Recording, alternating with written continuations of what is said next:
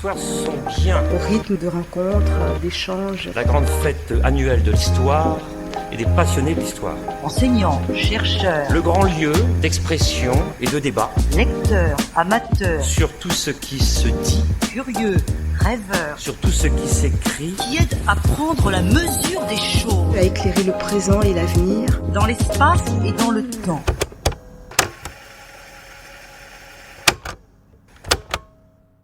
Bonjour à toutes et à tous. Cette table ronde, elle est intitulée « Juger le viol de l'Antiquité à nos jours ». Ambitieux programme. Elle vous est proposée par l'Association française pour l'histoire de la justice, qui a été fondée par Robert Badinter. Et Robert Badinter est le ministre qui a sauvé les archives judiciaires, qui a permis en 85 l'enregistrement des procès et qui était passionné d'histoire. Vous savez tous aussi les raisons personnelles qui l'ont conduit à cela. Et Robert Badinter a contribué à nombre de nos publications à travers notre revue Histoire de la justice. Et donc, cette table ronde d'aujourd'hui, elle est dédiée à la mémoire de Robert Badinter, qui hier est entré dans le panthéon de l'histoire et pas simplement de l'histoire de la justice. Alors, l'Association française pour l'histoire de la justice est un lieu privilégié de rencontres et de regards croisés entre des historiens et des professionnels de la justice qui s'intéressent à l'histoire. C'est aussi un lieu de transmission entre générations. La composition de cette table ronde en est une preuve vivante, puisque vous avez d'un côté les baby-boomers à ma droite et avec moi, et vous avez la génération MeToo à ma gauche. Donc vous allez avoir sur ce thème, je pense, un débat qui est un point de vue aussi par génération, et je pense que c'est intéressant.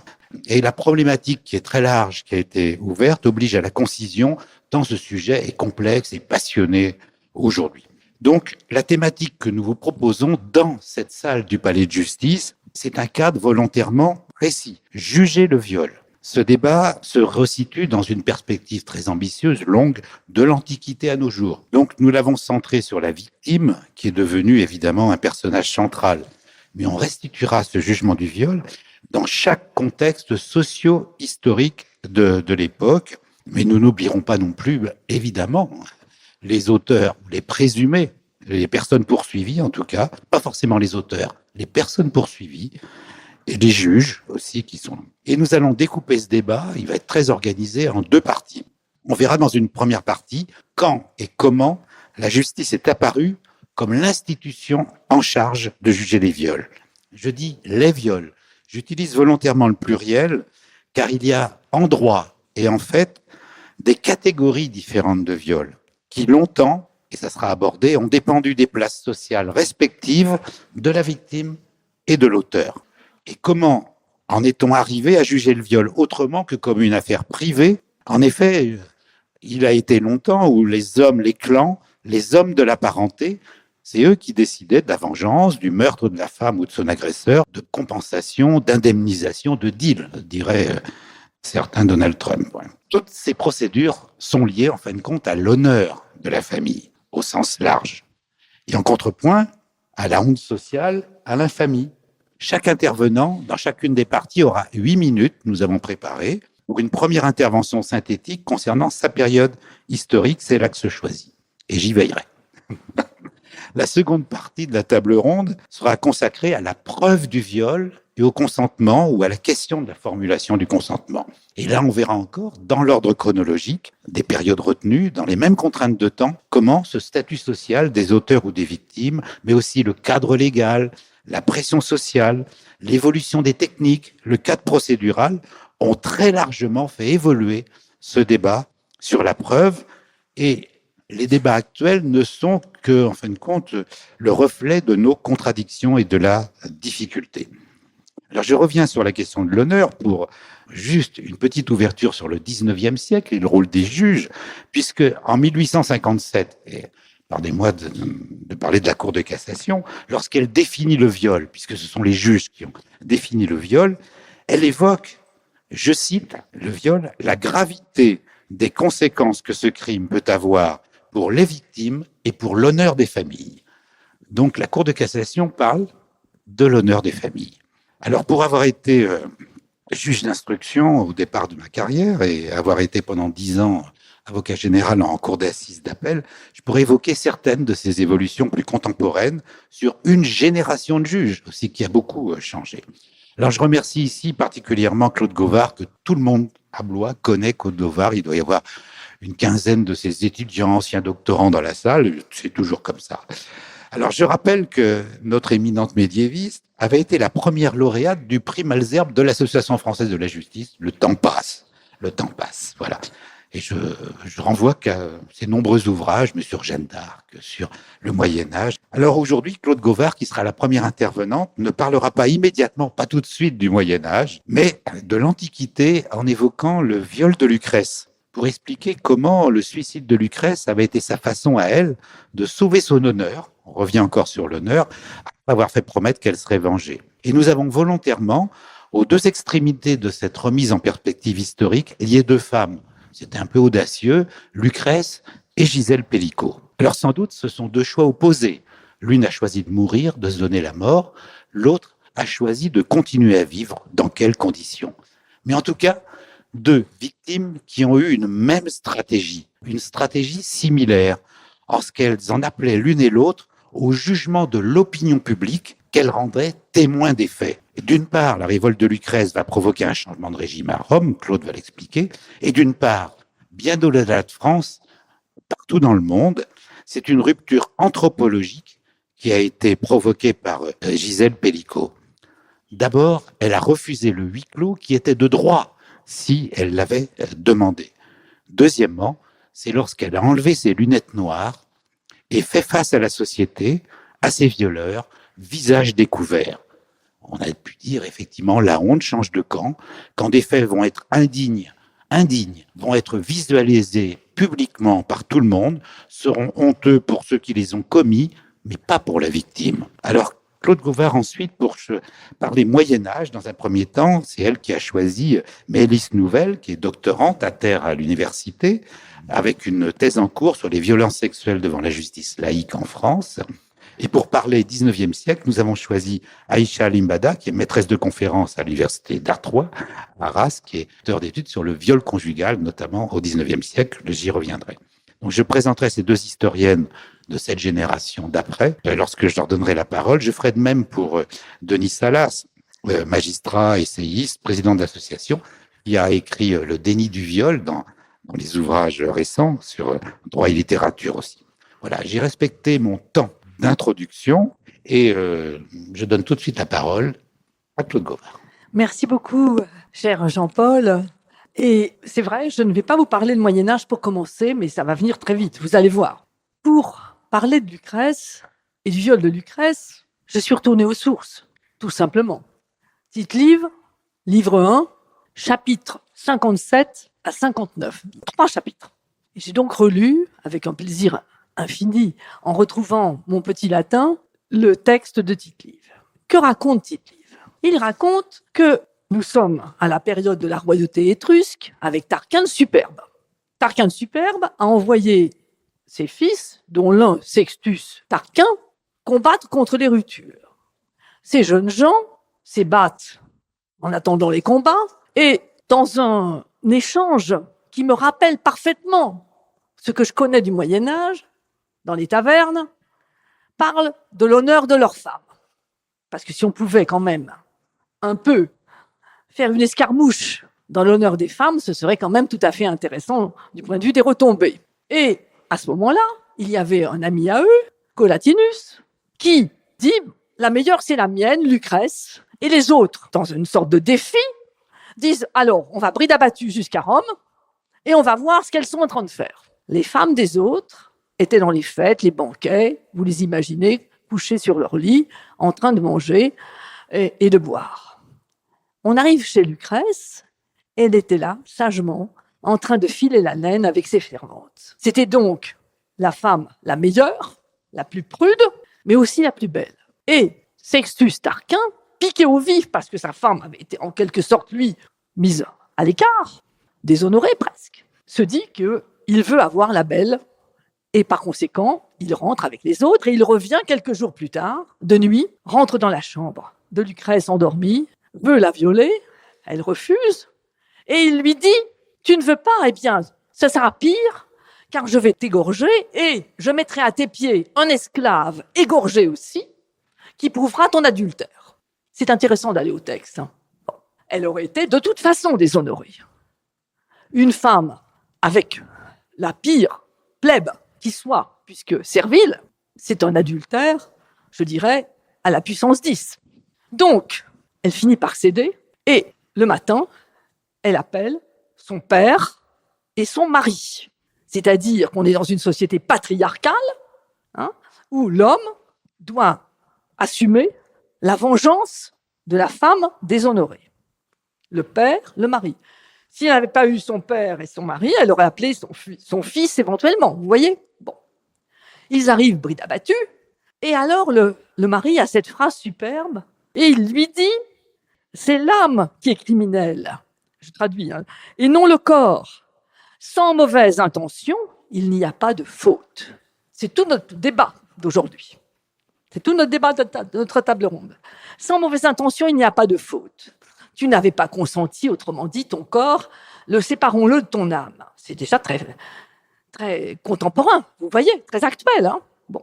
Mais elle ne le prend pas comme cela, et elle demande à son mari et à son père de venger son honneur, et elle sort une épée, un couteau, une épée, dit Tite-Live, cachée sous son sein, et elle se tue. À ce moment-là, dernier épisode, Brutus, qui était un des fils de Tarquin, mais qui était considéré comme un peu niais, c'est parce qu'il restait très en retrait de tout, prend la parole, dit qu'il va venger, appelle les jeunes gens de Rome à l'émeute, et comme vient de le dire Jean-Paul Jean, c'est le renversement de la royauté et la naissance de la République. On est en 509 avant Jésus-Christ. Ce récit, raconté par Tite-Live, est évidemment fictif. C'est une création de Rome, de la Rome républicaine, à partir d'un viol. Et ça, c'est quand même très intéressant. Parce que, à l'époque médiévale, on a des installations de pouvoir à la suite aussi de viols. L'enlèvement des Sabines, c'est pas mal non plus, voilà, pour le développement de la ville. Donc, on a, vous voyez, un lien étroit entre, j'allais dire, le sexe, les femmes et la politique. Je ne sais pas comment on peut l'expliquer en anthropologie, bien entendu, voilà, pas autrement.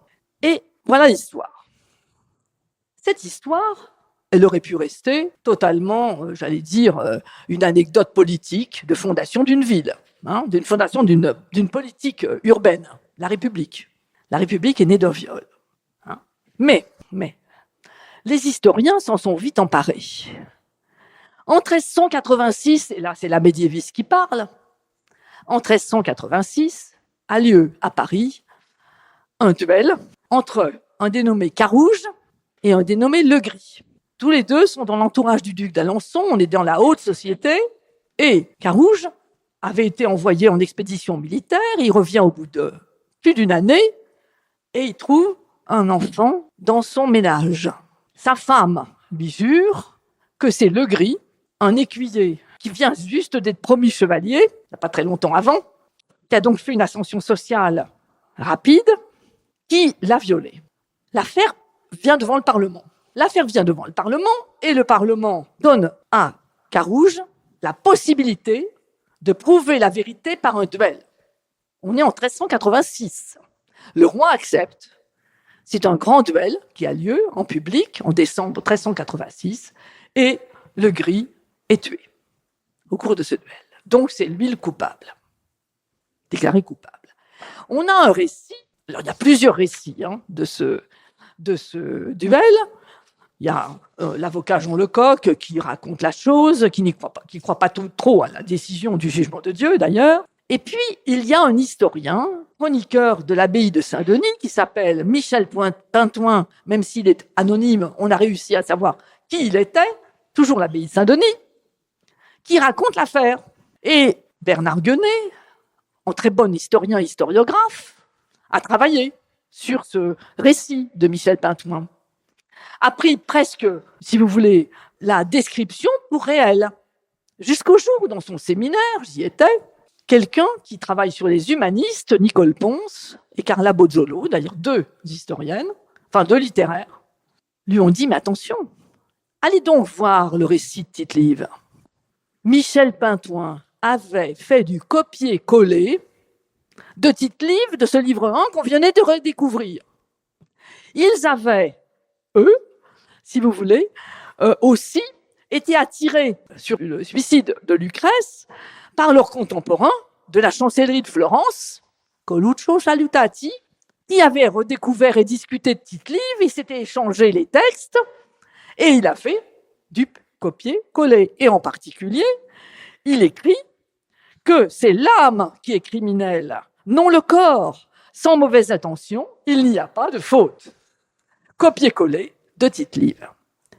Et c'est le début, si vous voulez, d'une sorte de mythe fondateur, quelque part, de ce meurtre par elle-même, de ce suicide de Lucrèce, qui a été ensuite repris par la littérature, en particulier du 19e siècle. Alors, je te donne une minute pour en parler, parce que tu en parleras mieux que moi, de la littérature du 19e siècle, Denis. Une minute, alors. Il y a effectivement dans l'œuvre de Balzac, et notamment de Maupassant, une sorte de réactualisation de ce que tu viens de dire au sujet de l'offense faite à l'honneur des femmes dans le monde patriarcal qui dominait la bourgeoisie du 19e. Et ce que montrent bien précisément ces œuvres-là, c'est que, quelque part, ils donnent la parole, en quelque sorte, aux femmes elles-mêmes pour qu'elles restituent leur vécu subjectif, ce qui jusque-là n'était pas retenu par la justice ni par la société tout entière, dans l'expression même de ce qu'elle ressentait du viol subi. Donc je pense qu'il y a une sorte d'expression littéraire du vécu du viol par les femmes dans la littérature, pas encore dans la justice, dans la littérature, qui anticipe d'une certaine manière les évolutions ultérieures qu'on connaîtra dans la législation. Tout à fait. C'est la conclusion à laquelle je voulais aboutir. Regardez, qu'est-ce qui se passe? C'est la femme elle-même qui prend la décision de se venger de son honneur. Elle ne peut pas vivre déshonorée, corps et âme. Deuxièmement, la parenté. Et troisièmement, et j'insiste là-dessus, le public, la foule. Car finalement, Brutus a rameuté les jeunes gens. Il a rameuté les jeunes gens qui ont vengé ce viol personnel, ce viol privé, en établissant la République. Donc, 3 personnages. La femme, la parenté, qui dit vengeance, et aussi l'opinion commune. Voilà.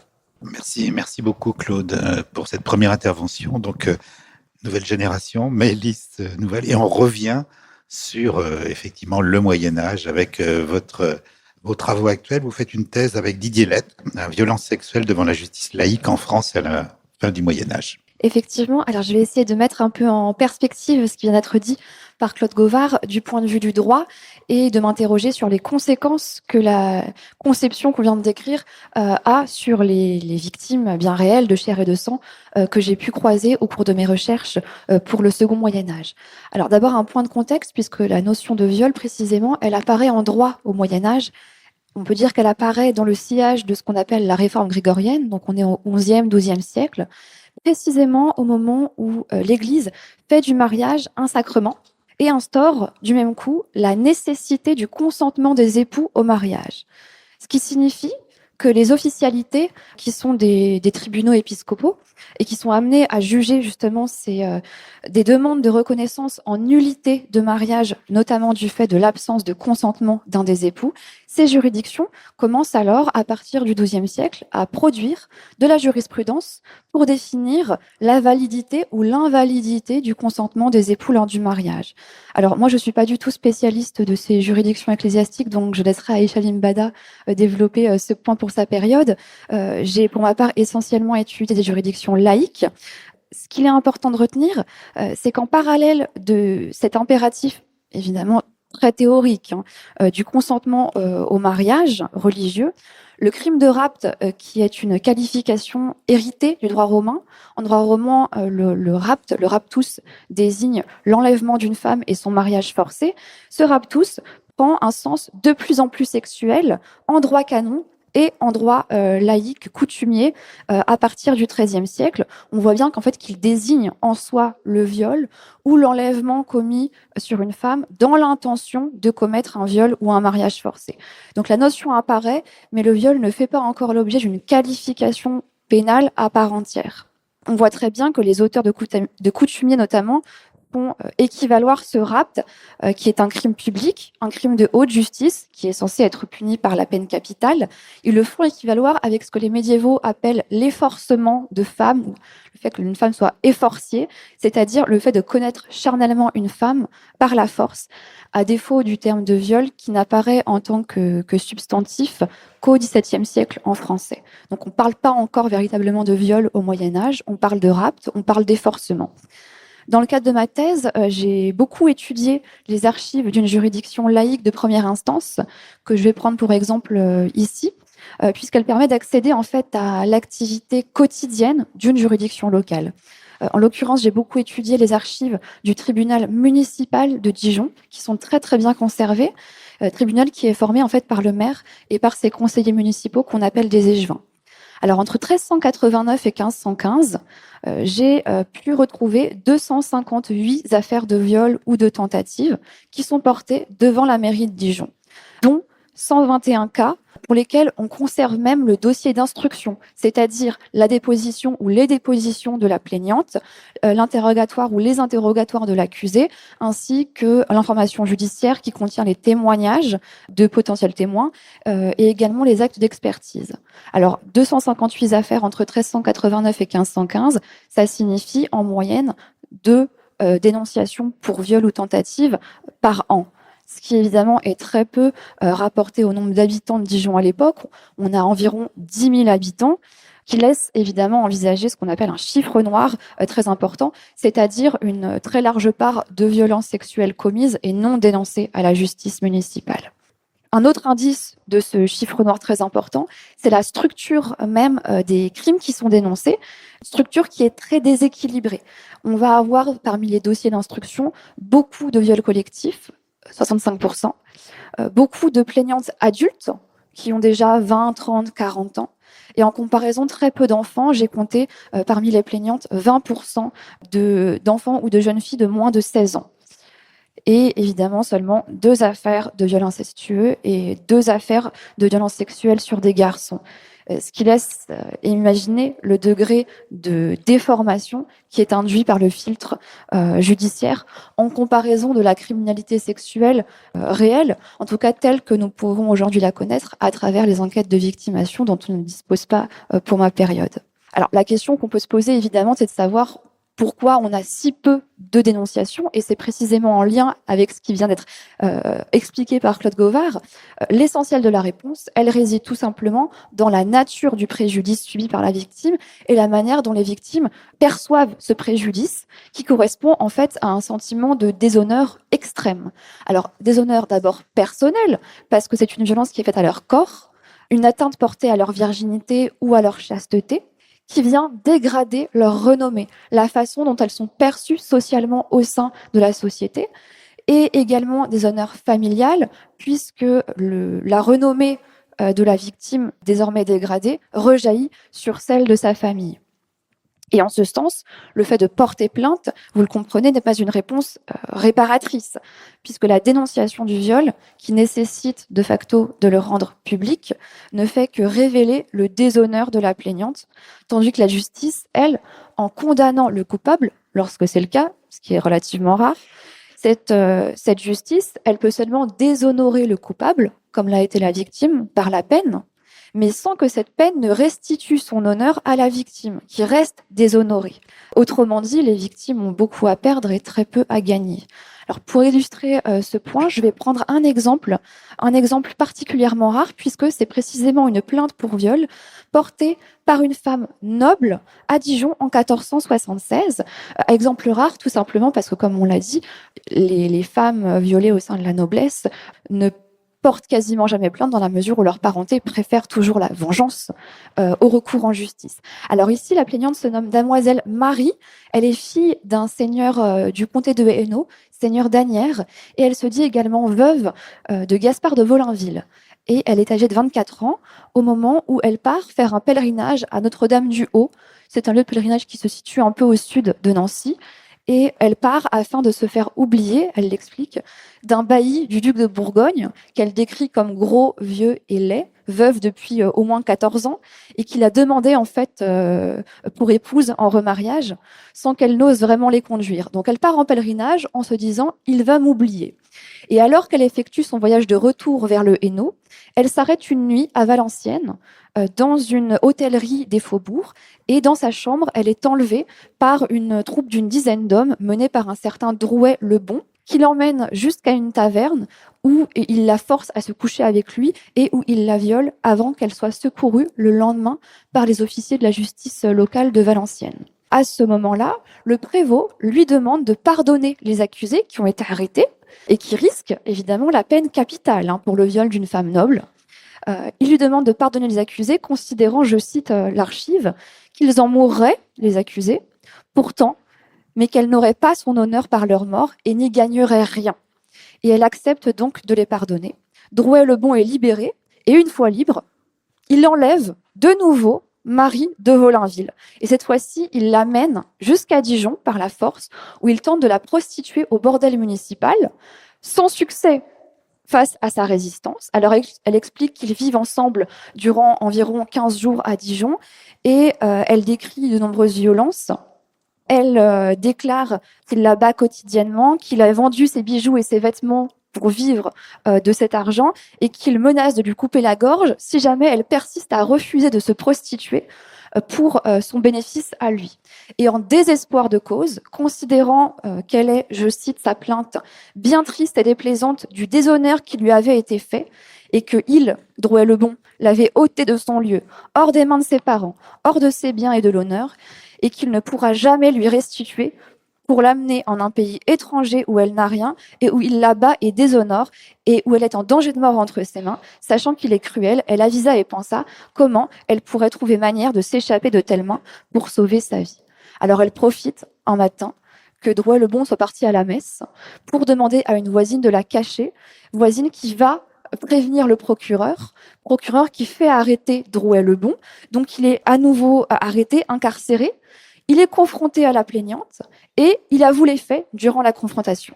Il avoue les faits et il implore à nouveau le pardon de la demoiselle Marie, qui à nouveau prend pitié et le pardonne. Je cite toujours l'archive, donc la confrontation.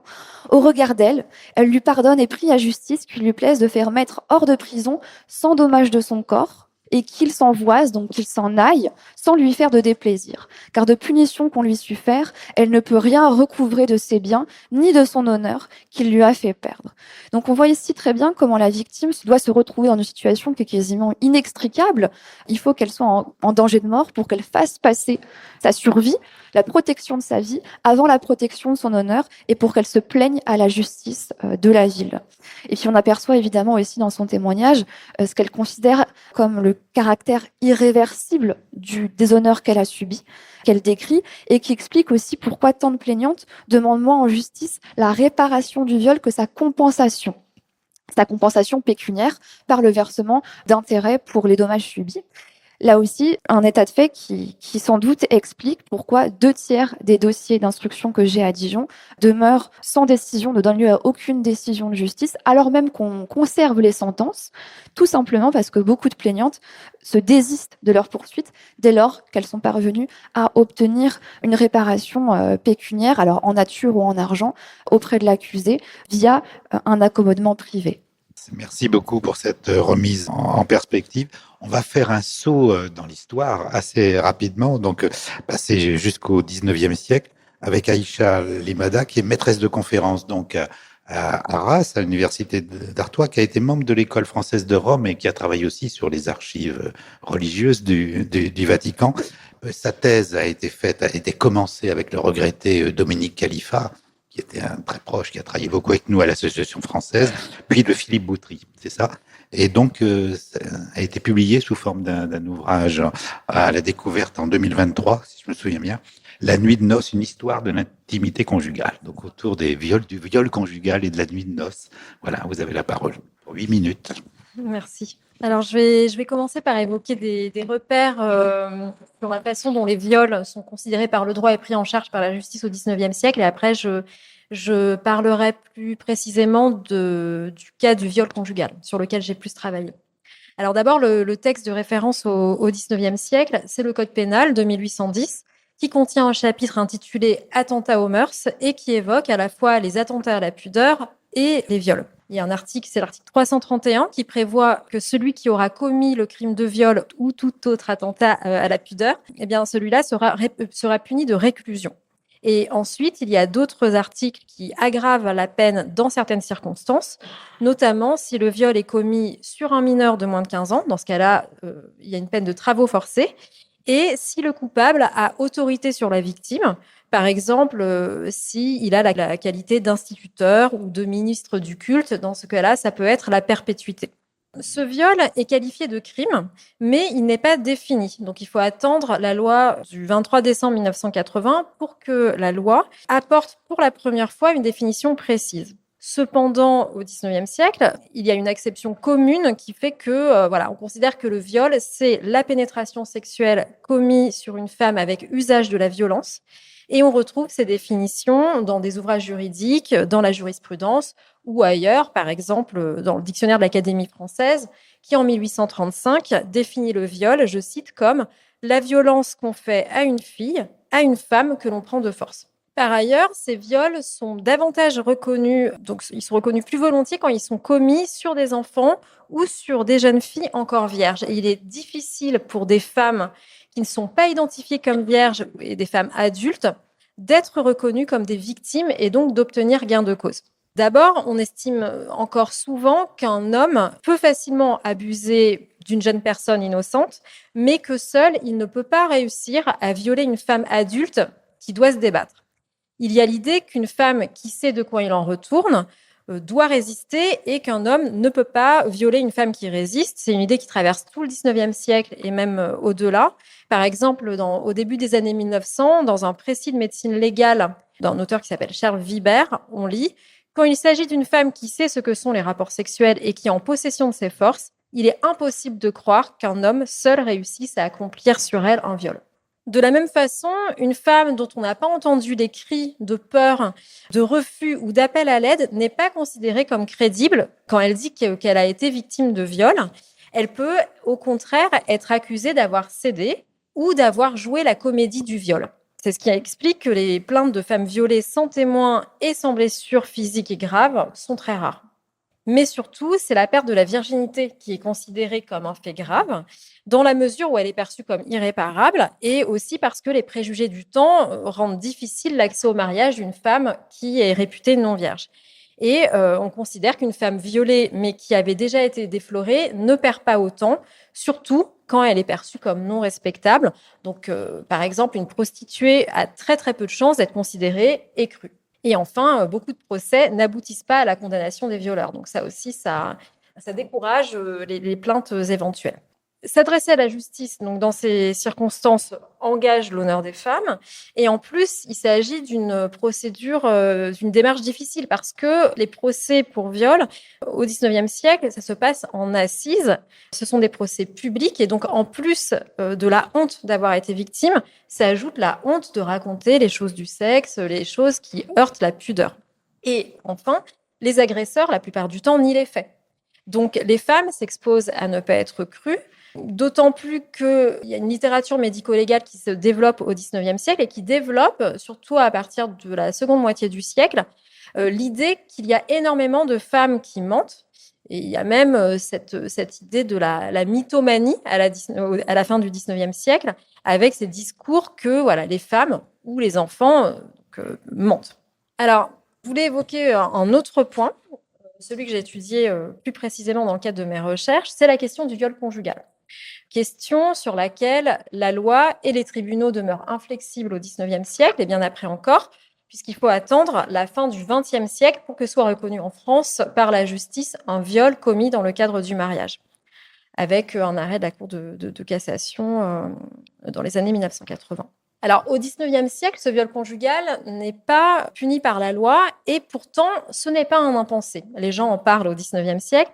Il fait l'objet de nombreuses prises de parole qui dénoncent le fait que le mariage est un espace du viol pour les femmes. On emploie une autre expression à l'époque pour désigner cette réalité, c'est l'expression de viol légal, qu'on retrouve sous la plume de certaines personnes dès la fin du XVIIIe siècle, mais qui est une expression qui est popularisée au cours du XIXe siècle. Alors cette formule est très marquante, viol légal, elle sous-entend que puisque le viol conjugal n'est pas puni par la loi, eh bien, il est autorisé par la loi.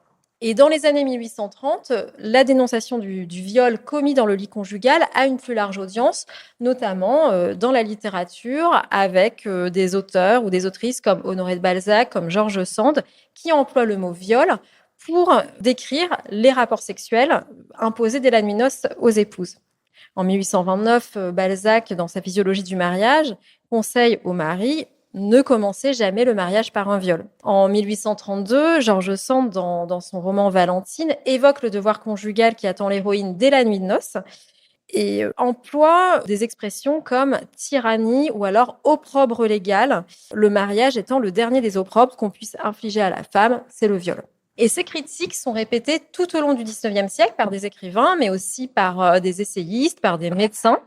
Et il y a des ouvrages de nature médicale qui alertent sur les méfaits du viol légal et de la sexualité non consentie et non désirée. Ces ouvrages ne remettent pas en cause le devoir conjugal, mais insistent sur la nécessité pour l'homme de savoir susciter le désir chez sa femme. Et il y a aussi des pamphlets, des essais qui sont plutôt écrits par des penseurs, des penseuses socialistes ou libertaires qui comparent le mariage à une prostitution légale, un esclavage sexuel, et qui compare la nuit de noces à un viol quasi public. Et malgré cela, eh bien, on ne peut pas porter plainte au tribunal parce que dans l'esprit de beaucoup, eh bien, les rapports sexuels sont constitutifs du mariage. D'ailleurs, c'est parce qu'on a une conception un peu extensive de ce qui est écrit dans le Code civil qui dit que la femme doit obéir à son mari. Et donc, dans ce contexte, eh bien, il n'y a pas d'évocation des viols conjugaux dans les procès ou très peu. On peut quand même en retrouver quelques traces. Par exemple, dans les procès pour séparation conjugale ou pour violence conjugale, il arrivait que des femmes expliquent ne pas avoir consenti à certains rapports sexuels imposés par leur mari violent. Et il pouvait y avoir des condamnations du mari, mais pas pour viol conjugal, plutôt pour coups et blessures, ou alors pour attentat à la pudeur. Donc le mari n'était pas condamné pour viol, mais condamné pour attentat à la pudeur quand il avait pratiqué sur sa femme certains actes sexuels qui ne relevaient pas du viol, parce qu'il ne s'agissait pas de pénétration vaginale, qui était considérée comme admis et normale dans le cadre du mariage, mais parce qu'ils avaient commis des actes dits contre nature, des attentats contre nature, des mauvais traitements. Mais dans ce cas-là, il fallait que l'épouse prouve qu'on lui avait imposé des actes, des pratiques sexuelles, comme des rapports anaux, des rapports bucogénitaux, qui étaient condamnés uniquement parce qu'ils étaient jugés immoraux ou infamants, pas parce que il y avait non-consentement. Donc c'était moins le consentement de l'épouse qui était pris en considération qu'une certaine vision de la sexualité conjugale qui devait correspondre à certains critères de moralité. Merci beaucoup.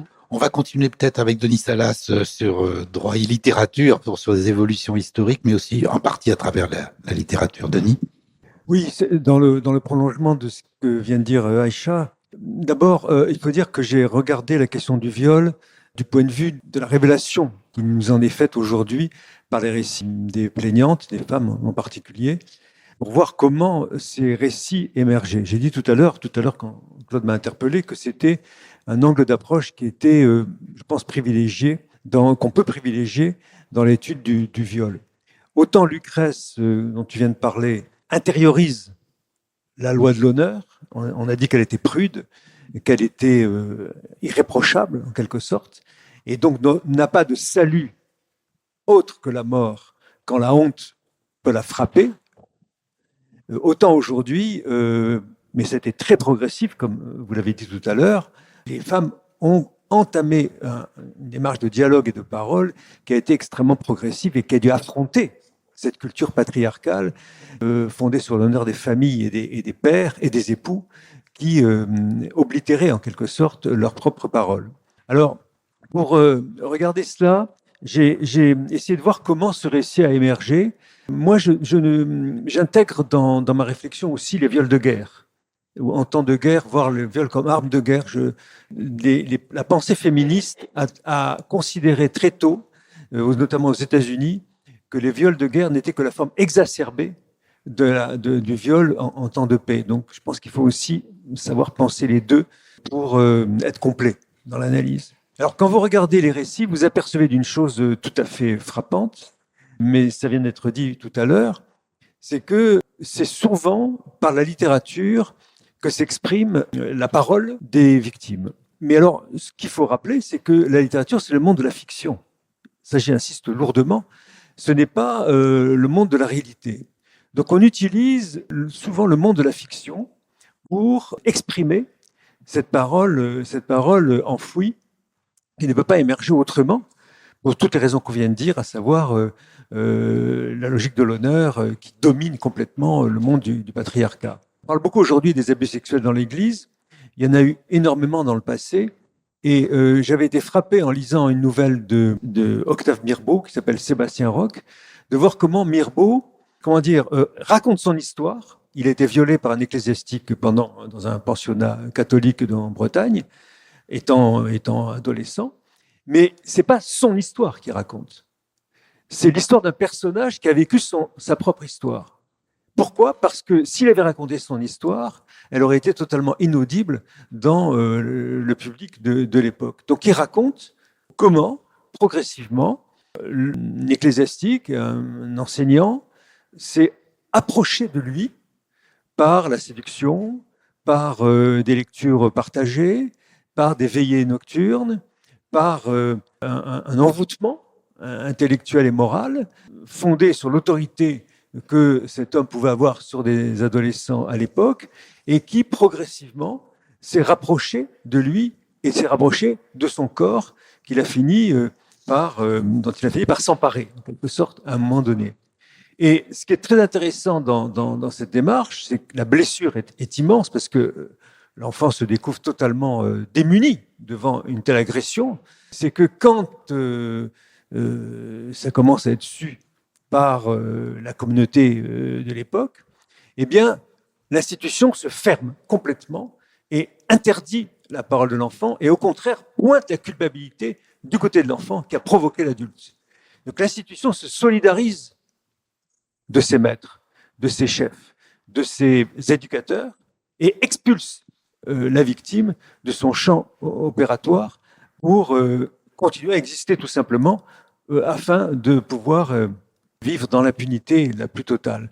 Donc l'enfant est sacrifié en quelque sorte. Et je trouve que la littérature là, si vous voulez, exprime ce désarroi dans la fiction pour mieux se faire entendre. Mais cet ouvrage n'a eu d'un succès que parce qu'on le relit aujourd'hui, évidemment, au moment où on découvre les abus sexuels dans l'Église d'une manière aussi spectaculaire que vous connaissez. La deuxième histoire que je raconte dans le livre que Jean-Paul Jean a évoqué tout à l'heure, le déni du viol, c'est le récit anonyme, j'insiste bien anonyme, d'une femme qui a vécu l'entrée des troupes russes, soviétiques à l'époque, dans Berlin à la fin de la guerre. Et elle raconte comment les troupes russes entrent dans Berlin. C'est le chaos total. Les hommes ne sont pas là, ils sont évidemment à la guerre ou morts par ailleurs, mais ils vont peut-être revenir pour certains d'entre eux. Les femmes sont seules. Comment des femmes s'organisent pour tenir face à la violence d'une soldatesque soviétique avinée de Schnaps dans la confrontation qui s'opère. Elles sont violées à tout moment. Elle le raconte avec une crudité extraordinaire. Ça s'appelle Une femme à Berlin. Et ce récit, et j'insiste bien là-dessus, ce récit est anonyme. Il est impossible pour elle, à cause de tout ce que vous avez dit sur la honte, d'exprimer en son nom propre, un récit de ce qu'elle a subi de la part de ces soldats. Donc vous avez un récit anonyme, vous avez l'autofiction de Mirbeau, vous avez des récits qui ne sont pas à la première personne, ou les récits des viols nuptiaux qui sont aussi des récits dans la fiction. Donc voilà, on a quand même là dans l'histoire dans cette histoire du viol un continent, inaccessible, non nommé, non imputable, qui s'abrite derrière le monde de la fiction pour tenter d'évoquer en quelque sorte cette parole enfouie. Alors rapidement pour terminer, mais j'ai encore un peu de temps, Jean-Paul. Bon, alors, deux moments, je vais me limiter à une synthèse, deux moments. Le moment de la révélation du viol, de l'inceste dans les années 80, pour moi très important par Eva Thomas face à Gabriel Maznev. Bon, je pense que vous connaissez un peu l'histoire, je ne vais pas vous la refaire. Et surtout très important, le deuxième moment qui est concomitant, en 78, le viol d'Aix, dont Gisèle Halimi a porté la parole des deux femmes victimes, qui, comme vous le savez peut-être, a été considérée comme coups et blessures volontaires, un simple délit par la justice. Il a fallu le travail acharné de cette avocate pour en faire enfin un viol qui aura une traduction politique. On revient à ta préoccupation, une traduction politique par la loi qui va, pour la première fois, exprimer le viol dans la législation. Et le troisième moment, et je conclus tout à fait par là, c'est évidemment MeToo 2017, où là, le viol s'est exprimé massivement avec un écho presque mondial et qui a eu des répercussions considérables pour le monde de la justice, mais j'y reviendrai dans la deuxième partie de mon intervention. Merci Denis. Donc on va passer à la deuxième partie. Pour faire la transition, je retiens deux idées. Comment on est sorti de la victime, du côté victime, de l'anonymat, et comment on passe du privé au public. Anonymat et privé, et comment on passe au public, et notamment avec cette démarche fondamentale de déposer plainte, d'aller devant l'institution publique. Ce que vous avez évoqué tout à l'heure, c'est le filtre judiciaire de l'époque, au Moyen-Âge, au 19e. Le filtre judiciaire, je peux vous donner les chiffres si vous le voulez. Aujourd'hui, les enquêtes auprès des familles de l'INSEE, aujourd'hui, l'enquête auprès des victimes sur le nombre de victimes possibles, avec la définition précise entre atteinte sexuelle et viol, qui sont des qualifications différentes. Le nombre de plaintes déposées, les 86% de classements sans suite. Pourquoi? Et ça, on pourra y revenir si vous voulez, et le nombre de jugements, avec une évolution absolument considérable qu'il faut remarquer, une diminution du nombre de viols jugés jusqu'à l'affaire MeToo. Après l'affaire Outreau, en 2005, de 2005 à 2016, on diminue le nombre de plaintes et le nombre d'affaires jugées par les cours d'assises. Et ça remonte après 2016-2017, à fin 2017, MeToo. Donc statistiquement, extrêmement intéressant de voir comment ça lié à l'opinion publique, au débat public, etc. Je rappelle le débat simplement des années 1980 avec le film, comment il s'appelle, avec Jacques Brel sur ces instituteurs mis en cause abusivement. Et personnellement, j'étais entendu au début des années 80 par le syndicat des instituteurs, la Fédération Cornec, qui voulait avoir un texte de loi spécifique protégeant les instituteurs contre les plaintes abusives. Il a fallu expliquer que c'était pas évident. Vous imaginez l'évolution culturelle du débat telle qu'elle se passe dans un certain nombre d'années. Alors, on a parlé beaucoup de la victime, on n'a pas parlé, puisqu'on parle du jugement, on n'a pas beaucoup parlé des juges pour l'instant et des policiers. Et là, quand même, il y a un changement considérable. Pour avoir 2-3 idées, retenons simplement souvenir de cour d'assises d'André Gide. Il raconte comment, en 1905, ou un petit peu avant, en 1912, je crois, une jeune fille passe, et quand vous avez cette image de ces jeunes filles, il y avait beaucoup de femmes en justice, victimes ou auteurs, autrices, auteurs, victimes, évidemment, de viol, ou d'inceste, et auteurs d'infanticide et d'avortement. Et ces femmes étaient jugées en cour d'assises par 3 juges professionnels avec ces cours d'assises. Là, nous ne sommes qu'au tribunal correctionnel. En cour d'assises, c'est encore plus haut, la distance. Vous voyez, une gamine devant 3 hommes en rouge et 12 jurés qui sont les notables locaux. Voilà quels étaient les modes de jugement. Il n'y avait pas de partie civile, il n'y avait pas d'avocat pour les défendre. Elles venaient parler avec leurs mots. Et elles avaient entendu parler par les gendarmes, qui généralement, culturellement, socialement, avaient un système de valeurs aussi, celui des hommes. Donc, les femmes ne sont entrées dans la magistrature qu'en 1946. Pour devenir président de cour d'assises, il a fallu attendre les années 70, 80 pour les premières. Donc, c'était des hommes qui jugeaient tout le temps. Et quand j'ai commencé ma carrière de juge d'instruction, il y avait quasiment que des hommes, policiers et gendarmes, qui procédaient aux auditions.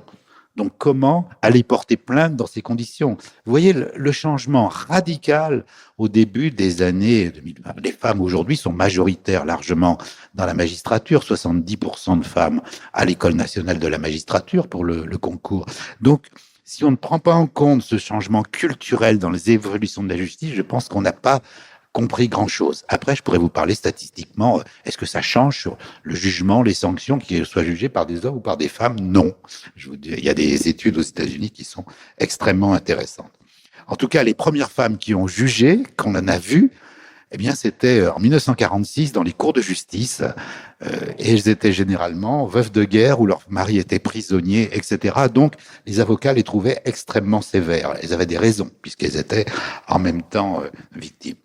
Donc, on pourra reparler dans la discussion sur le jugement du viol, mais on va passer à la deuxième partie immédiatement sur les preuves du viol et la question du consentement. Vraiment, ce que Claude a posé le débat tout de suite avec la formule « sans mauvaise intention, il n'y a point de faute ». Et on part tout de suite dans la première partie, mais c'est Maëlys qui commence cette fois. Voilà, c'est pas Claude Gauvard. Vous allez repartir sur ce qu'a dit Claude Gauvard tout à l'heure, le côté public. Pour qu'il y ait viol, il faut que la femme le dénonce publiquement par le haro, et je crois que vous vouliez intervenir sur cette question.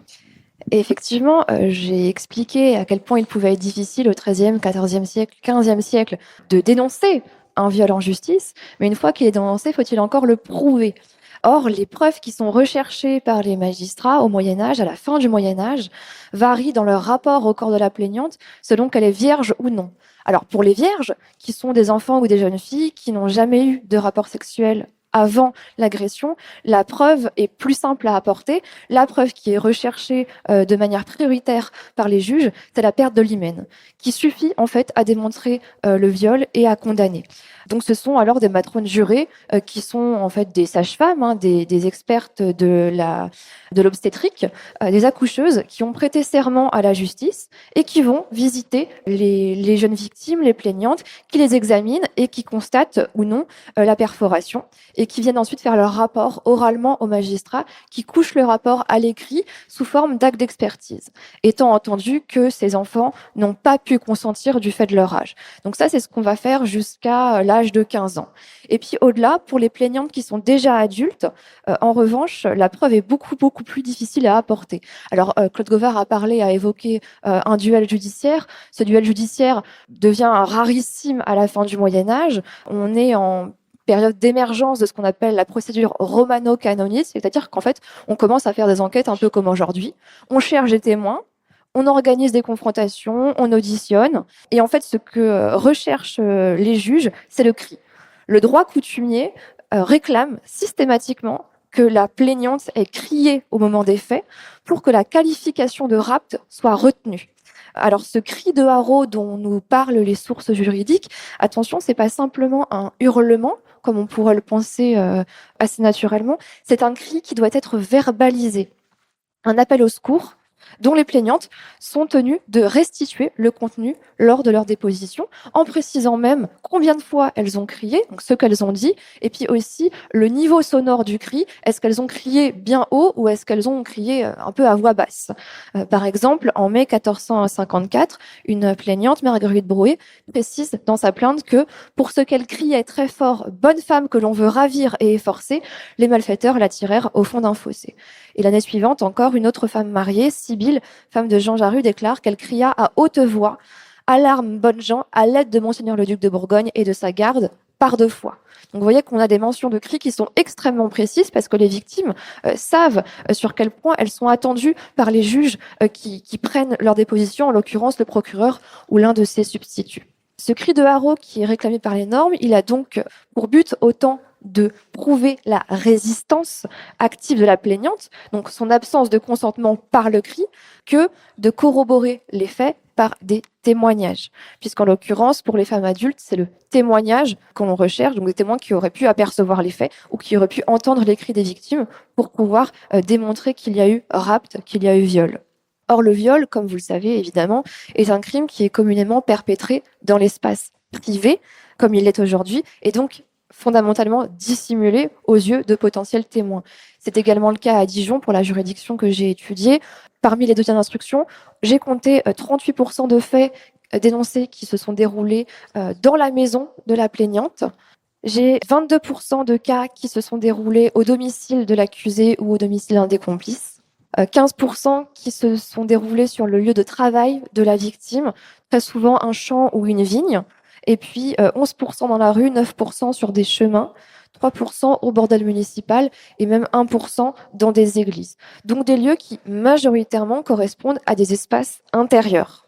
Il est par ailleurs fréquent également, on l'a dit, que les agresseurs tentent d'empêcher précisément les cris des victimes, soit par la menace de mort, ou bien tout simplement en leur bouchant, en leur étouffant la bouche.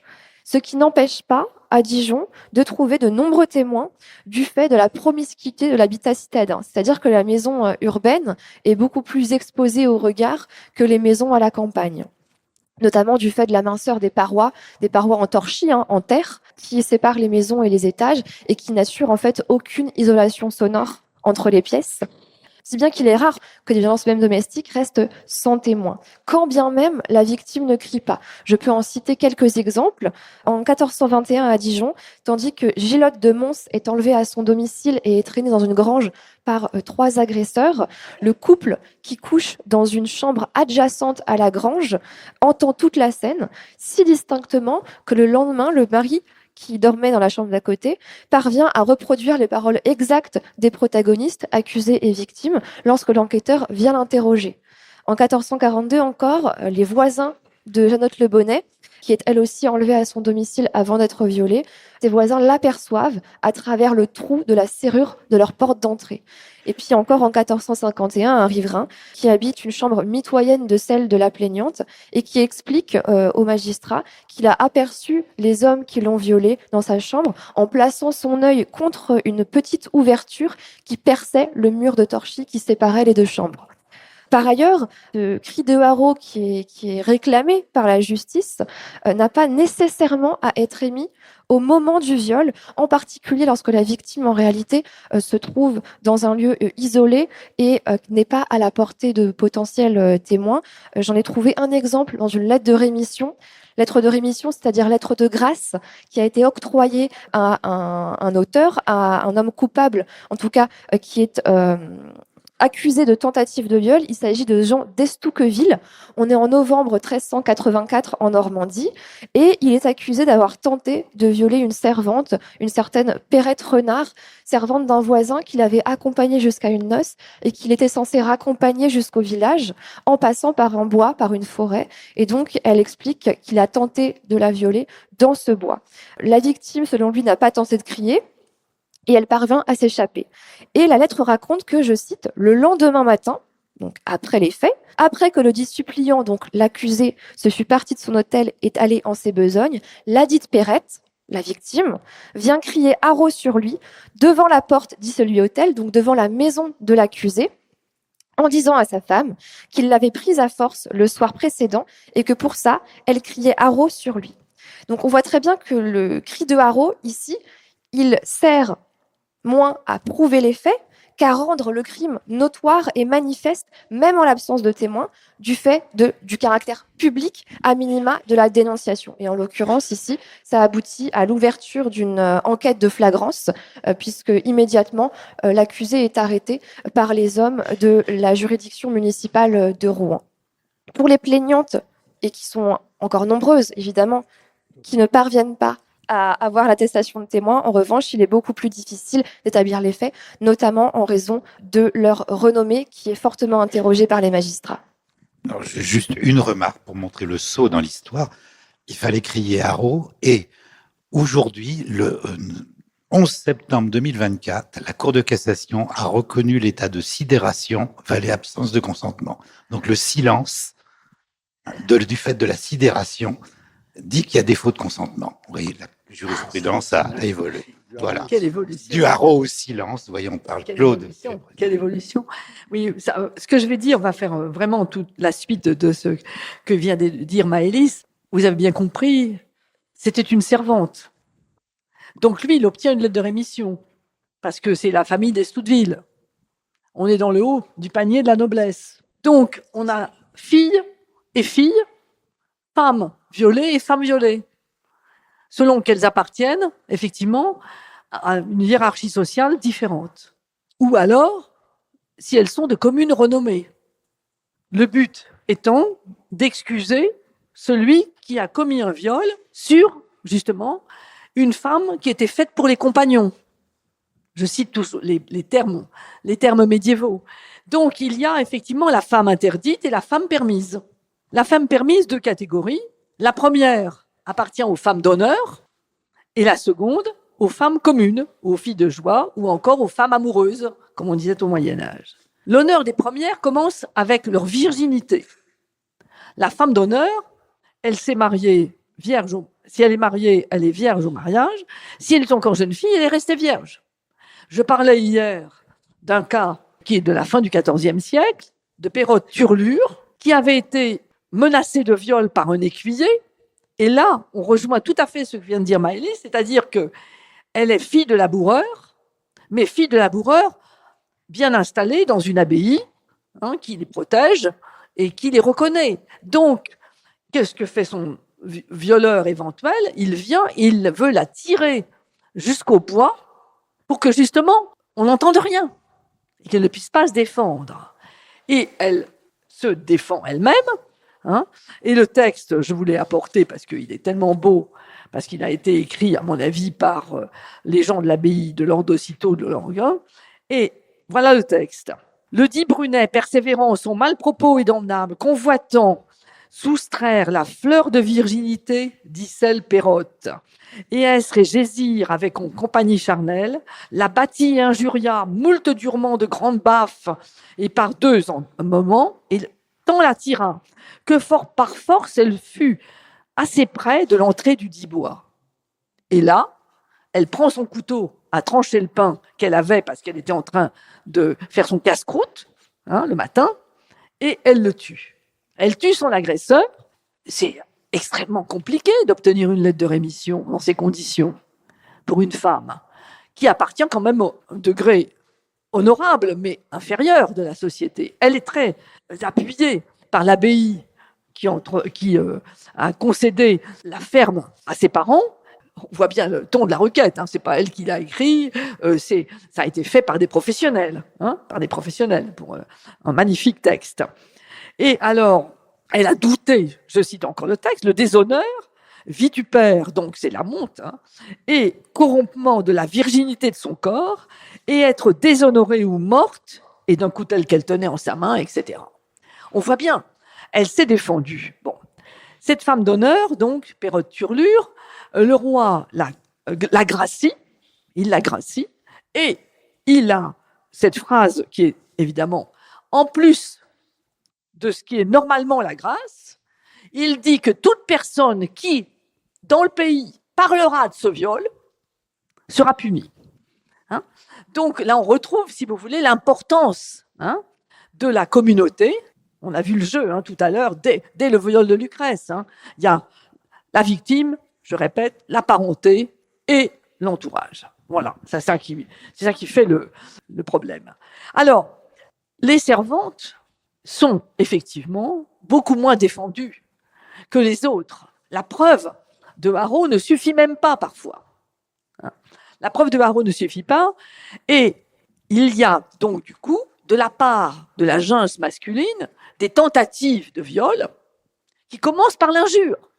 S'ils traitent la fille dont ils veulent obtenir le corps de putain ou de ribaude, elle est déjà déshonorée si la parenté ne répond pas.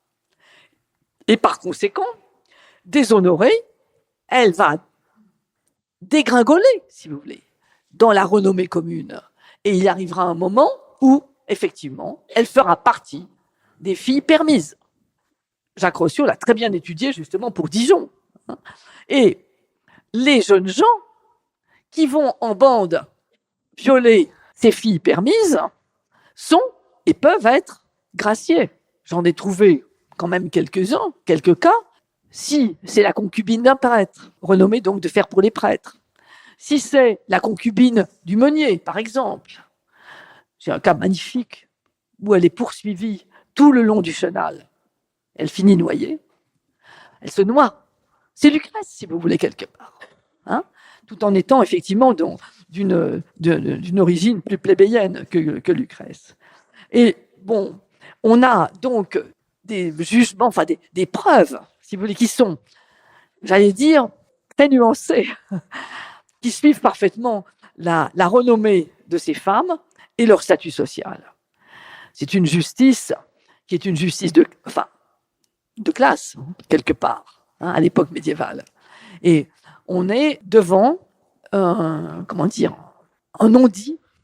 Forcément, on ne peut pas faire autrement. Non-dire. Parce que si on dit, on est mort. On est mort. Et les juges du Parlement vont dire à ces femmes qui viennent se plaindre, je l'ai vu, de mes propres yeux vus dans les archives, ils vont dire, mais surtout, ne vous dénoncez pas. Ne dénoncez pas le viol, parce que c'est pire. Vous allez être complètement déshonorés. Donc, c'est ce jeu entre le privé et la justice qui varie selon la condition sociale. Voilà, je crois qu'il y a aussi un aspect sur lequel il faut qu'on insiste. Quelque part, c'est très difficile, par conséquent, de sortir du privé pour aller vers la justice. Et c'est ça notre mouvement actuel. Donc, je vais redonner la parole parce que je crois que là, on est passé à une autre, depuis même le 19e siècle, à une autre dimension que celle de l'époque médiévale. J'allais dire Dieu merci. Merci. Et donc, on va passer maintenant là où l'intimité est encore plus forte, à partir de la notion de viol conjugal qu'a étudié Aïcha Limada. Oui, alors c'est vrai que l'éventail des attitudes des victimes face au viol est large. Et on sait que la sidération, le silence, la perte de moyens sont fréquents en cas de viol, même si au XIXe siècle, on attend encore largement des manifestations bruyantes de refus pour prendre en considération la parole des victimes. Il y a quand même plusieurs éléments qui changent la donne. Il y a notamment le développement de la médecine légale au cours du XIXe siècle. Les médecins recherchent des traces du viol ou alors des traces de lutte physique qui a pu s'engager entre l'homme et la femme, donc des traces sur les bras, sur les jambes, des ecchymoses, des contusions. Il y a aussi des examens gynécologiques qui sont procédés, notamment pour attester de la rupture de l'hymen s'il s'agit de jeunes filles qui sont présumées vierges. Et on recherche aussi la trace de lésions dans d'autres cas, même si de nombreux viols n'occasionnent pas de lésions. Et donc voilà, ça c'est un peu plus compliqué. On observe aussi la grossesse des jeunes filles. Et donc, on prend en compte cette grossesse comme un élément qui prouve le viol. Mais alors, cette lecture du corps des femmes par les médecins légistes, ça pose aussi des problèmes puisque les médecins ne veulent plus que lire les traces sur le corps des femmes et ne veulent plus les entendre. On a dit qu'il y avait cette idée de la mythomanie, sinon on les trouve hystériques et on trouve que les femmes sont la parole des femmes est moins fiable et donc on les écoute moins. Il y a aussi le droit qui change, donc ça c'est une évolution. Donc on parlait de l'arrêt de 1857, dont on a beaucoup reparlé en marge du procès Pellicot. C'est l'arrêt Dubin. C'est une affaire qui concerne une affaire de... C'est un arrêt qui concerne une affaire de viol qui est commis sans violence physique directe pour contraindre la victime. Il s'agit d'une femme qui est au lit, qui croit que son mari l'a rejoint au lit. Et en fait, il s'agit d'un autre homme, Jean-Nicolas Dubas, qui s'était introduit dans le lit conjugal, qui profitait de l'obscurité et du demi-sommeil de la victime. Et donc, il y a un premier procès à la Cour impériale de Nancy qui rend un arrêt favorable à l'accusé en considérant qu'il n'y a pas eu de violence exercée par l'homme, ni de résistance de la part de la femme, et donc pas de viol. Et la Cour de cassation casse la décision en introduisant la notion de consentement et en ne réduisant pas le viol à une action commise avec violence sur l'instant. Donc elle estime que le crime de viol, je cite, consiste dans le fait d'abuser une personne contre sa volonté et que le défaut de consentement peut résulter de la violence physique, mais aussi de la violence morale et de tout autre moyen de contrainte ou de surprise. Et ensuite, il y a d'autres procès qui concernent des viols de femmes inconscientes qui aboutissent à faire condamner des hommes, notamment dans le cadre d'une relation médicale ou pseudo-médicale, donc médecin, mais aussi guérisseur, magnétiseur, quand les experts reconnaissent la forte suggestibilité de la victime, considérée souvent comme hystérique ou impressionnable. Il y a quand même le fait que les médecins légistes, dans ces cas, estiment qu'il y a quand même beaucoup de fois où les hommes sont accusés à tort parce que les femmes ne disent pas la vérité, mais en fait, ils disent que les femmes sont de bonne foi, croient avoir été violées par le médecin, mais qu'elles seraient victimes, par exemple, de produits anesthésiants qu'on leur a administrés, dans le cadre d'une opération, par exemple, et que ces produits leur procurent de fausses impressions entraîne des sensations voluptueuses, de faux souvenirs et qu'elle croit avoir été violée alors que non. Je voudrais donc quand même revenir sur cette question du viol conjugal et de la façon dont ce viol est pris en compte et donc dont cette prise en compte évolue à la fin du 19e siècle. Alors rien ne varie en ce qui concerne vraiment le droit. Il n'est pas reconnu juridiquement en France. Mais moi, j'ai étudié d'autres procédures, des procédures religieuses. Donc en fait, ce qui se passe, c'est qu'en France, à partir de 1884, il y a d'abord le divorce qui constitue une voie, donc là, pour se défaire d'une union problématique. Donc là, les maris ne sont pas condamnés pour avoir imposé le devoir conjugal à leurs épouses, mais l'union s'arrête grâce au divorce. C'est même au contraire, plutôt quand un conjoint se refuse à l'autre sexuellement, qu'un divorce peut être obtenu. Et il y a ces procédures religieuses sur lesquelles je voulais revenir. Il s'agit de procédures matrimoniales canoniques qui permet aux époux catholiques de se séparer religieusement. Alors, le droit canonique ne punit pas le viol conjugal, ce n'est pas l'objet du droit canonique, mais le défaut de consentement est un motif de nullité des unions. Et dans ce contexte, les juges ecclésiastiques vont vérifier l'effectivité du consentement donné à l'Église, mais comme il est difficile d'évaluer ce que les gens ont dans le cœur, est-ce qu'ils voulaient ou est-ce qu'ils ne voulaient pas, puisque ils ont dû prononcer le oui, eh bien, ils s'appuient sur des indices, comme celui du consentement sexuel, qui doit venir juste après le mariage, pendant la nuit noces. Et donc, pour eux, si une femme raconte que dès le début de sa vie sexuelle, elle a été violée par son mari, qu'elle a subi le devoir conjugal, mais sans jamais le désirer, eh bien, cela corrobore le fait qu'elle ne voulait pas se marier. Et donc, dans ce cadre, les tribunaux diocésains, donc ce qu'on appelle les officialités, deviennent des espaces où les violences sexuelles, dans le cadre conjugal, sont au moins énoncées. Elles ne sont pas condamnées, mais elles sont énoncées. Et les épouses mettent des mots sur les viols qu'elles ont subis en étant parfois très précises sur les subtilités éventuelles du consentement qu'elles ont pu donner ou non. Par exemple, dans certains cas, elles disent qu'elles ont subi les viols, mais sans avoir osé protester parce qu'elles pensaient qu'elles ne pouvaient pas protester parce qu'il s'agissait du devoir conjugal. Et donc, dans ces procès, on retrouve tout l'éventail des attitudes face au viol conjugal de la part des femmes. Donc, elles expliquent parfois qu'il y a eu un refus explicite, parfois qu'il y a eu un silence parce qu'elles ne pensaient pas pouvoir résister, et parfois, il y avait de la résistance passive. Par exemple, elles disent qu'elles n'avaient montré aucun enthousiasme pour le rapport sexuel ou qu'elles se tenaient exprès très raides pour signifier au conjoint leur non-participation. Et il y a d'autres aussi qui racontent les violences conjugales qu'elles ont subies quand elles refusaient, les menaces, donc ça peut être des menaces verbales, mais aussi l'emploi d'armes à feu parfois, l'utilisation d'alcool qui leur fait perdre leur discernement et donc c'est comme ça que le mari abuse d'elles. Et enfin, certaines établissent aussi un lien entre l'ignorance de la sexualité et l'absence de consentement, du coup elles n'ont pas donné au devoir conjugal auquel elles devaient se plier, quand elles arrivent en fait à la nuit noces sans savoir, sans même se douter donc qu'il existe ce devoir conjugal. Et donc, cela fait qu'on aboutit à la prise en compte de l'ignorance de la jeune fille dans le Code de droit canonique de 1917, le premier Code de droit canonique. La nullité peut être accordée pour défaut de consentement si on prouve qu'une jeune fille s'est mariée sans savoir ce qui l'attendait dans le lit conjugal.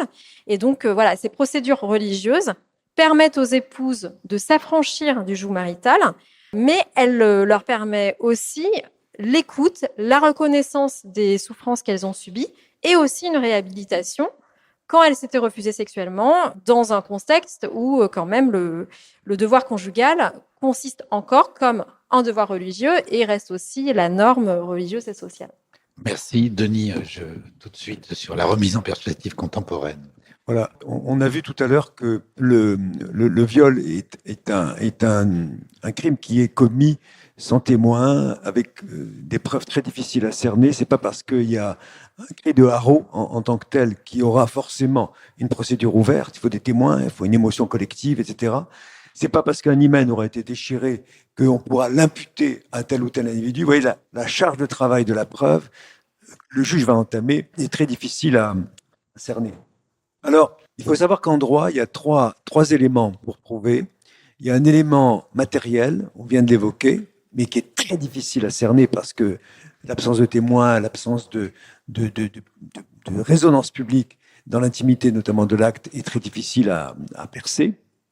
Un élément légal, il faut qu'une loi prévoit qu'il s'agit d'un viol, où on a vu dans l'histoire que tantôt c'est un attentat à la pudeur, tantôt c'est des coups et blessures, tantôt la loi ne nomme pas forcément et ne définit pas le viol. J'ai dit tout à l'heure qu'il a fallu attendre 1980 pour avoir une première définition.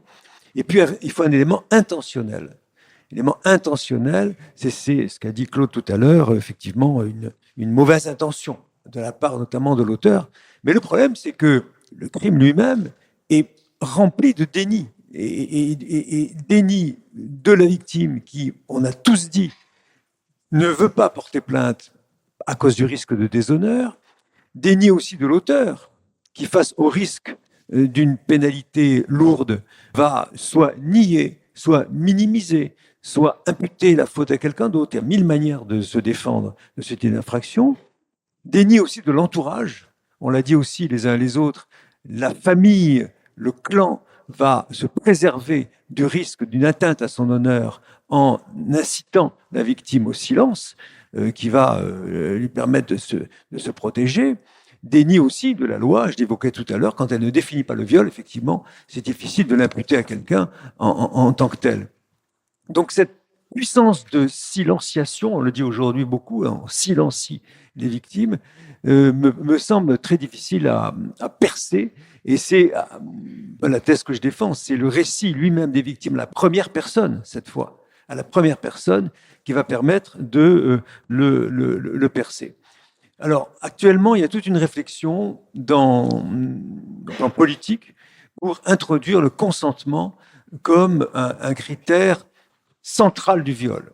Il y a, on l'a évoqué tout à l'heure, la violence, la contrainte, la surprise, la menace.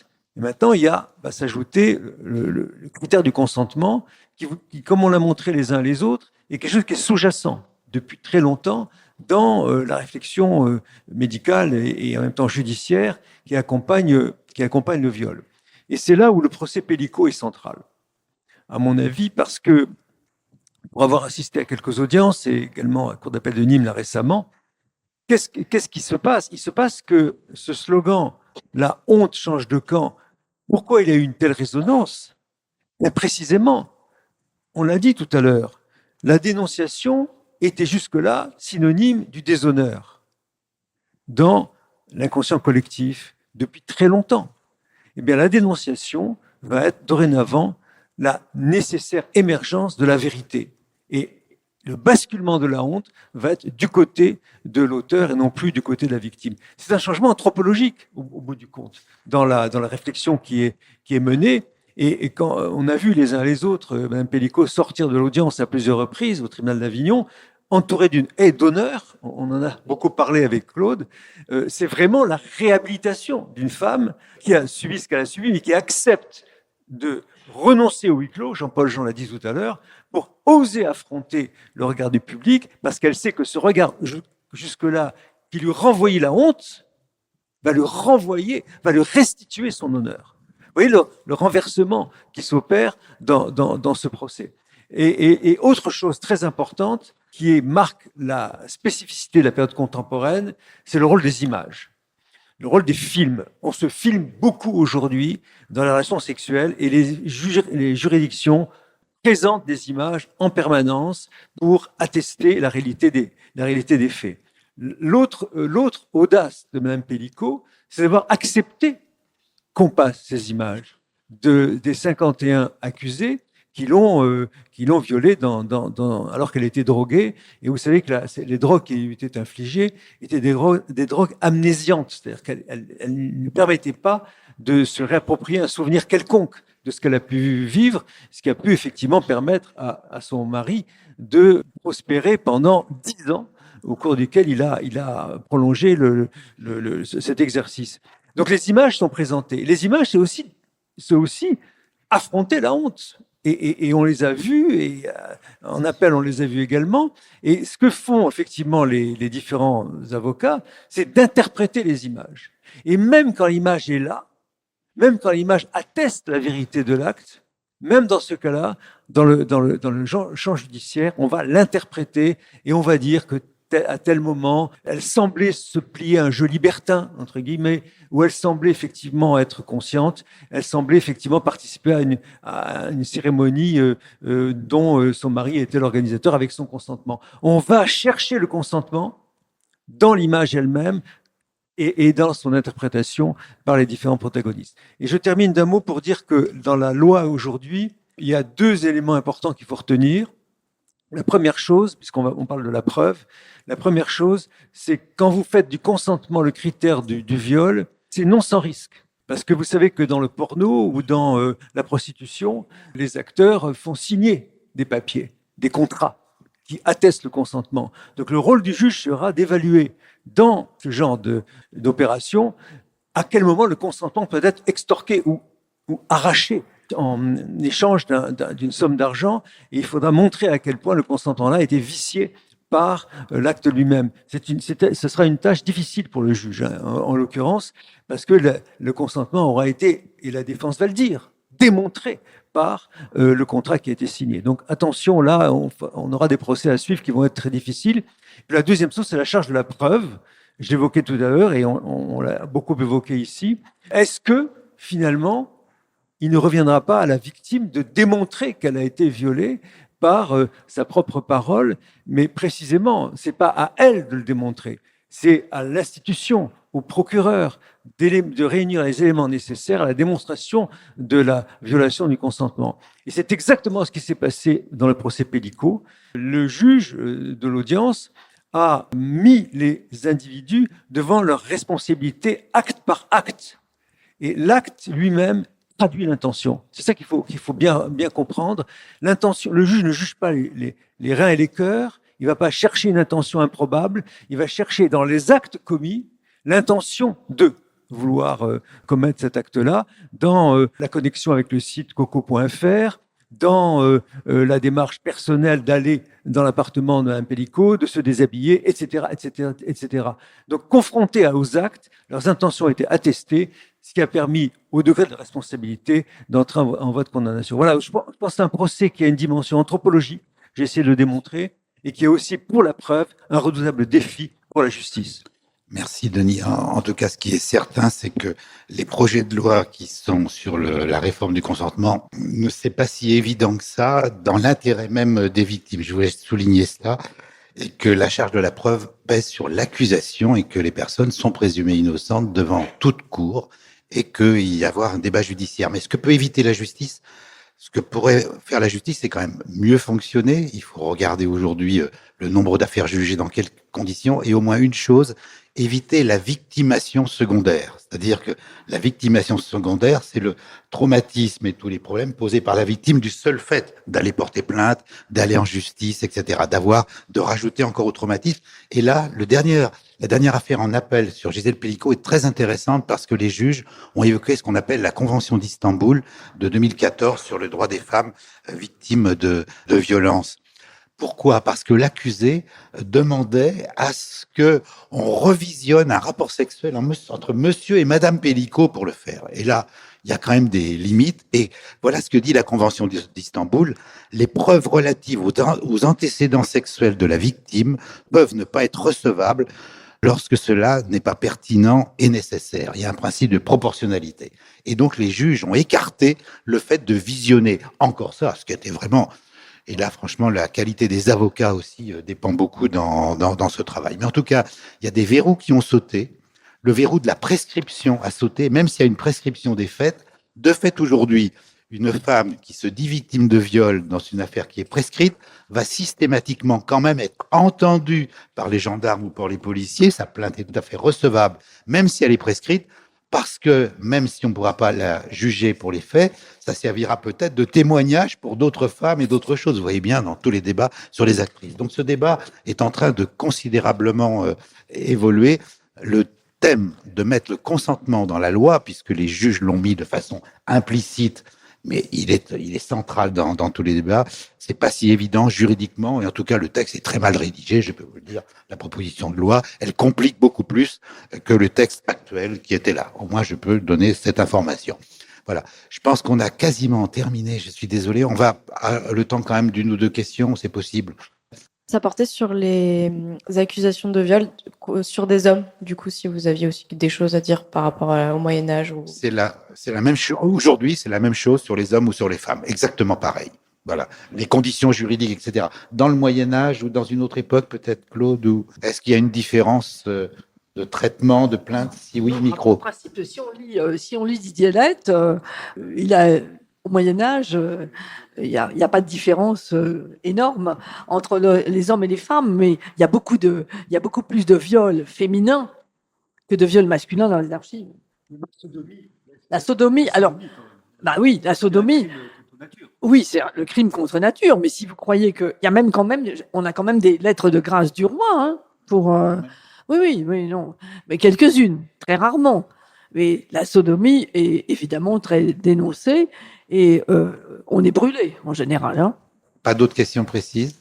Très bien, je pense qu'on a respecté le temps. Merci à nos auteurs.